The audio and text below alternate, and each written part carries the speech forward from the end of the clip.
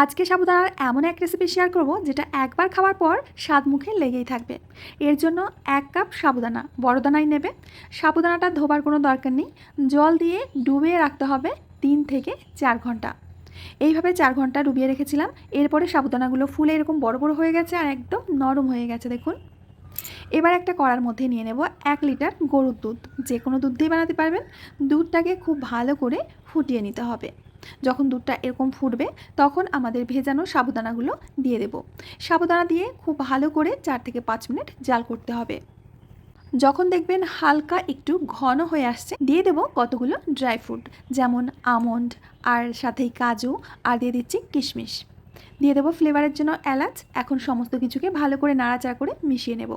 এতে একটু মিষ্টিও তো দিতে হবে, এর জন্য 1 কাপ ব্রাউন সুগার।